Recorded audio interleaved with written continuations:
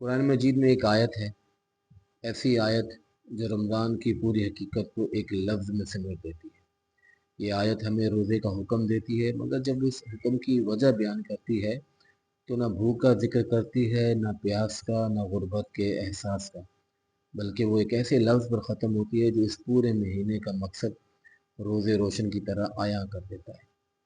या अय्युहल्लज़ीना आमनू कुतिबा अलैकुमुस्सियामु कमा कुतिबा अलल्लज़ीना मिन क़ब्लिकुम लअल्लकुम तत्तकून। ऐ ईमान वालो, तुम पर रोज़ा फ़र्ज़ किया गया है जैसे तुमसे पहले लोगों पर फ़र्ज़ किया गया था, ताकि तुम तकवा इख्तियार करो। ज़रा ठहरिए, ये आयत ये नहीं कहती कि ताकि तुम भूख महसूस करो, तुम वज़न कम करो। ये नहीं कहती कि ताकि तुम गरीबों का दर्द जान सको। वो सिर्फ़ एक लफ्ज़ पर ख़त्म होती है, तकवा। गोया बाकी सब चीज़ें रास्ते हैं और तकवा मंजिल है। लेकिन तकवा क्या है?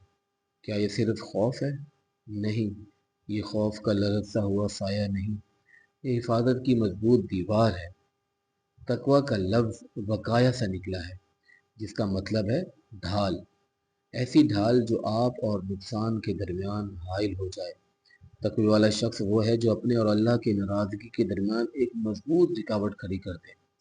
ये वो खौफ नहीं जो इंसान को साकित कर दे, ये वो शऊर है जो इंसान को संभाल दे। आप अल्लाह से भागते नहीं, आप उसकी हिफाजत के साए में पनाह लेते हैं। एक दिन हज़रत उमर बिन ख़त्ताब रज़ी अल्लाह तआला अन्हु ने उबई बिन काब रज़ी अल्लाह तआला अन्हु से पूछा कि तकवा क्या है? तो उन्होंने सवाल के जवाब में सवाल किया कि क्या आप कभी कांटों और भरे रास्तों से गुजरे हैं? तो हज़रत उमर रज़ी अल्लाह तआला ने फरमाया कि जी बिल्कुल गुजरा हूँ मैं। तो उन्होंने फरमाया कि कैसे गुजरे हैं? तो उन्होंने कहा कि मैंने अपने कपड़े समेट लिए और बहुत एहतियात से कदम रखा। जवाब आया, बस यही तकवा है। रमज़ान भी एक कांटों भरा रास्ता है।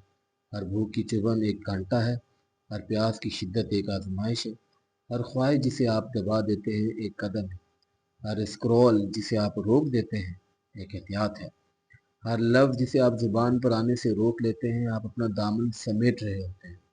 आप चल रहे होते हैं मगर संभल कर, आप जी रहे होते हैं मगर जाग कर।